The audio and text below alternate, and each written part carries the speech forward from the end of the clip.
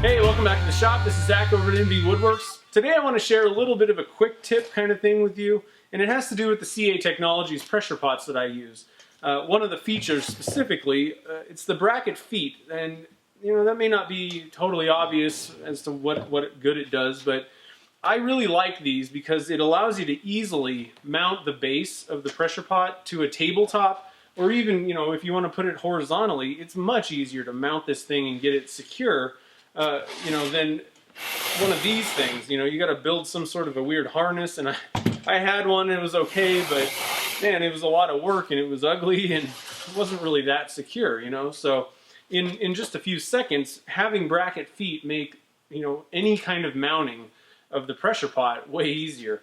Now, I don't want to make this some kind of commercial or anything for CA Technologies. I do think they're, you know, it's the pressure pot that I like using, and I'm going to keep buying them, but this feature is on some other pressure pots on the market, the Grizzly and the TCP Global. Now those have, you know, pretty much lower PSI ratings, but they're probably decent pots. I mean, compared to a Harbor Freight, it's a little bit more money, but you get some extra features.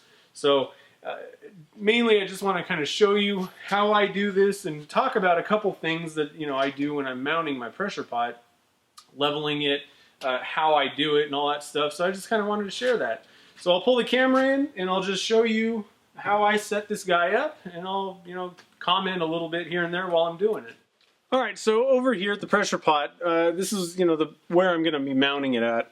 As you can see, this one's already done, and all I use are, you know, standard screws and truss washers. That's all I got going on here. Now, underneath the feet, I do use some little thin strips of wood so that basically the pot isn't actually, these feet are not the bottom. They're not, you know, at the bottom of the pressure pot or below it.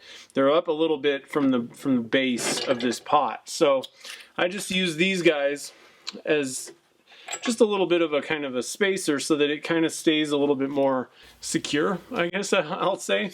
The nice thing is that does seem like maybe it's not the greatest thing in the world, but what it allows you to do is, regardless of if your tabletop is, you know, level, it allows you to kind of move this around, and, you know, you can use shims basically.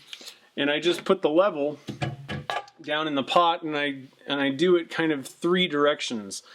Kind of on a diagonal and then a plus from there. So I just kind of try and get it as close as possible, and then you can use, you know, how far you're screwing one side down or how much shim to make this thing level on the table.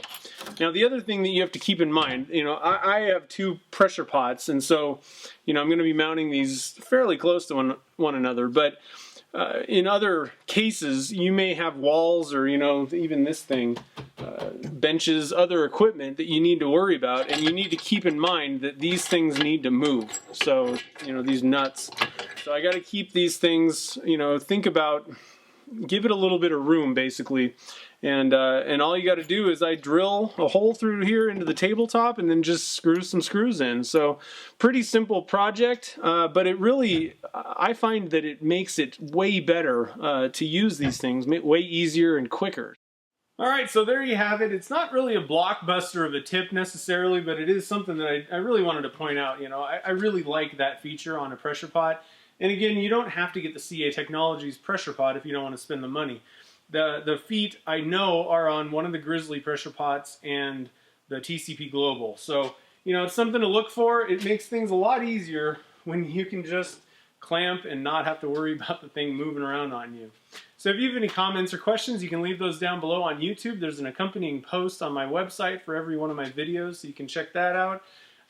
You can email me at zach@nvwoodworks.com if you need to get a hold of me directly. I'm also out there on Twitter and Facebook. You can kind of follow along, see what I'm doing on a kind of day-to-day basis. So yeah, I hope this was helpful, and I don't know. Tell me if you have any thoughts about it. That would be kind of cool. There may be other things that I haven't even thought of that you can use those for that'll help you with, you know, casting or something. So leave a comment down below. Thanks for watching, and I'll see you in the next video.